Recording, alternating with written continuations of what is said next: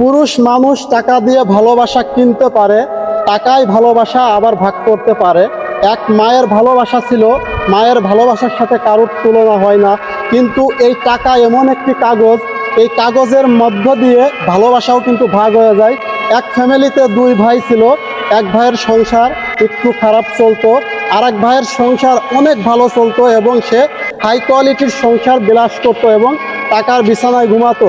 সেখানেও ভালোবাসাটা ভাগ হয়ে গেছে। কিভাবে ভাগ হয়েছে আপনাদেরকে একটু বুঝাই। যে মার দুটো সন্তান ছিল, সেই মাকে ভালো মন্দ খেতে দিত, এই জন্য যে ফ্যামিলিটা একটু দুর্বল ছিল, কম চলতো, তাকেও সে ভালোবাসার খাতিরে সে ছুঁড়ে ফেলে দিয়েছিল। এই টাকাই প্রমাণ করে দিল মায়ের ভালোবাসায়ও খামতি ঘটে। এটাই আমার বাস্তবতা তুলে ধরার যে প্রেক্ষাপট ছিল সেটা আপনাদেরকে বুঝালাম। ভিডিওটি যদি ভালো লাগে অবশ্যই লাইক কমেন্ট করে আমাদের পাশে থাকবেন। এখানেই শেষ করছি। খোদা হাফেজ।